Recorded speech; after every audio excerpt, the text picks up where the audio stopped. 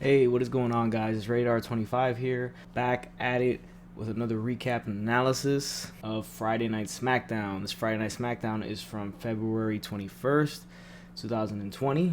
We're going to go over the show, tell you what I thought about it, what I thought about the matches, the promos, and where I think everything is going, and just my basic overall opinion on what's happening on the Blue brand.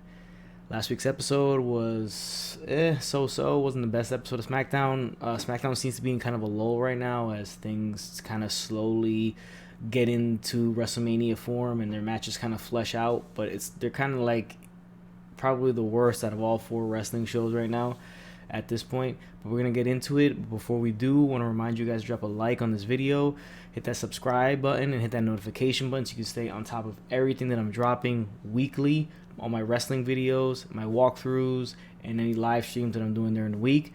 I usually live stream about 3 times a week, so stay up on all that stuff. Hit those buttons, and let's jump into the video recapping Friday Night SmackDown.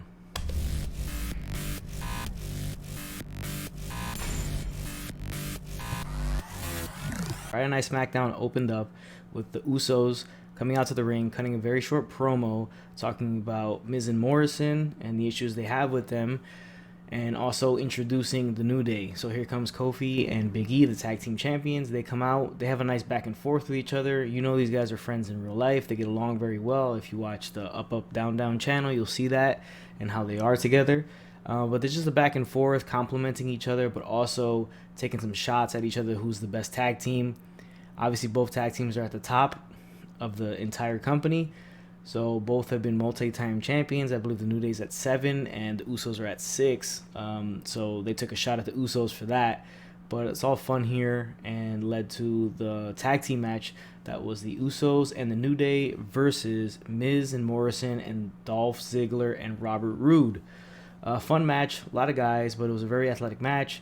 All three teams, I say three because to me Ziggler and Roode are the weakest of the bunch, and they're really just not, that great of a tag team together.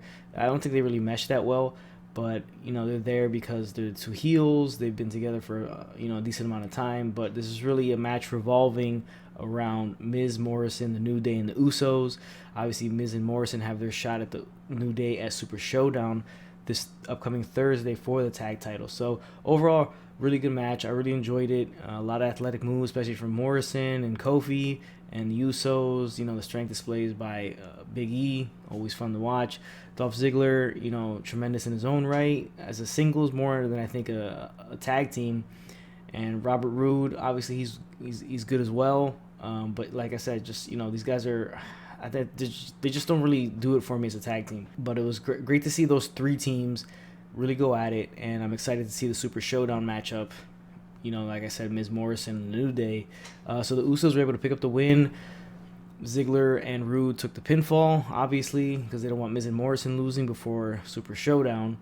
So overall, like I said, it was a good match, and excited to see the upcoming match at Super Showdown. And obviously the Usos are still going to be involved in the tag team title picture, probably get a tag team title WrestleMania match. Maybe they'll do like another tag team turmoil match with all those 4 teams. Let's see what happens. Like I said, SmackDown really hasn't really fleshed out all the Mania plans just yet. Then in the back we had Tucker confronting Sonya Deville and Mandy Rose. Obviously last week, Valentine's Day episode of SmackDown, Otis got his heart broken by Mandy Rose, and it was a real heartbreaking moment. So he confronts her about playing out Otis. Basically, when Otis showed up and saw her with Dolph Ziggler, she kind of seemed like she didn't know what Tucker was talking about, like if she didn't see the replay of SmackDown, so that's pretty funny. But according to her, she thought Otis stood her up and Ziggler just showed up there, so she decided to have dinner with him. She said she had a good time, but she said, Tucker said, if then why did you text him, that you're running late? And she was like, what text? So I'm not sure what's going to happen with that. Maybe she's, screwing around, or maybe she honestly, something else is there. Maybe Ziggler pulled a fast one and text Otis for her, and she didn't know about it. But then later on, you see Mandy in the back, and Ziggler walks up to her and asks if she wants to leave with him, and she does. And then you see Otis come out from behind a crate, and he's super sad. So the story continues. Let's see where it goes. Maybe it could be a WrestleMania match of Ziggler and Rude versus Heavy Machinery. And let's see what they do with Mandy in that match. And, if she betrays Otis or she ends up with him. Let's see. We're kind of all hoping that she ends up with Otis, because Otis seems like such a genuinely nice guy and is a funny dude. So let's see how that works out. Next, we had a pre-taped interview with Lacey Evans being interviewed by Renee Young. And just more babyface work from her, and they're really building her up as a babyface and kind of a role model thing. They really like to play up her military experience in the Marine Corps, and her relationship with her daughter, and especially since they showed that in that documentary, Day of the Royal Rumble on the network, where she has a letter from a fan in her boot, and then she does that from time to time. So it's just really playing her up as a babyface, very likable and all that, and just continuing her feud with Sasha Banks and Bayley. So she's gonna, I think, be on the wayside a little bit. This is a way to keep her relevant in the title picture, even though she's not getting a title match because she lost. So obviously Naomi or Carmella is gonna get the title shot at Super Showdown, but I'm seeing Lacey Evans being involved somehow in a title picture. She's in the Elimination Chamber match, but we all know Shayna Baszler most likely will win that match. So let's see what happens with her and the SmackDown Women's title. But it's looking very likely that she's going to become Women's Champion at WrestleMania. The build they're giving her and how much they're pushing her as a babyface and making her as a likable character and involving her daughter in the storyline. Okay, so there's only 3 good matches on the show. Obviously, the first match was the tag match, and then you had this match is another tag match, Symphony of Destruction match between Elias and Braun Strowman versus Cesaro and Shinsuke Nakamura. This is the second ever Symphony of Destruction match. The first one happened, a couple years ago between Elias versus Braun Strowman. So this time, they're teaming up instead of going at each other for the second Symphony of Destruction match. So Cesaro comes out with a guitar case, and then Nakamura comes out with nothing, and Sami Zayn has like a little ukulele with him, which is pretty funny. Then we have Elias obviously with the guitar, and Braun Strowman with that big stand-up bass that he had when he had the match against Elias the first time. So we all knew that was going to come into play. This was a very brutal match. There was a lot of rough spots, a lot of big bumps, and especially the final bump. But it was overall a fun match, cool match to have on TV. It's obviously great for the fans live because you can see all the gimmicks brought out, the weapons, people go through tables. You had Cesaro bring out the cowbell, and everybody was super happy about that. Got reversed on him, and Elias hit him with the cowbell. They had Sami Zayn hit Braun Strowman in the back with the ukulele, but then Nakamura and Cesaro suplexed Braun Strowman through that big stand-up bass. Also a funny spot, Nakamura had these 2 big drumsticks for a big gong that was there, and he used them as nunchucks, which was a funny spot. And then he ended up getting thrown into the gong anyways. Then Elias gets thrown to a table as well. Then Elias sets up Cesaro on a table, hits him with an elbow drop to the table, and right after that, Braun has Nakamura in a power slam on the announce table and power slams him on the big piano that's there. This was the roughest bump of the match because the piano didn't break, which I assume is a good thing, but Shinsuke's head, the back of his head, hit the corner edge of the piano, and that busted him open. You could tell immediately as soon as he hit it, he clutched with both hands the back of his head, and after he got pinned, you see that he grabs the back of his head, looks at his hand, and has blood on it. So they were checking on him after the match. So I'm assuming he's most likely, got a bit of maybe a concussion or something like that, but a bit of a head injury. So let's see if he's going to be out. Again, these 4 guys, not sure what they're going to do with them. The rumor is John Cena, which is next week, he's making his big return, and I'm assuming what the rumor is, since the rumor is that it's going to be Elias and John Cena at WrestleMania because of what happened last year at WrestleMania, that's going to be the match. Strowman, I'm not really sure what he's going to do. I think it's going to be a multi-man match for that IC title. That's the only thing I can see, but I really wish Nakamura and Cesaro were bigger stars than they are and used a little bit better. Strowman has been super stop and go. They give him a lot of title shots. He's lost a lot of those matches, especially against Brock Lesnar. Not really sure what they know what to do with him. Now he's the IC champ, which is kind of strange because that's really, more of a belt for the worker on the card. But, well, that's what it used to be. I don't really know what it stands for now. It's just kind of like a placeholder belt. But let's see how these guys go heading into Mania. Next, we had a real nice moment. It was the Moment of Bliss talk show. She had the Bella Twins on and announced that they were being inducted into the Hall of Fame so far, along with Batista and the New World Order. Both Bella Twins came out. They're already showing in their pregnancy, so that was nice to see. They looked very happy.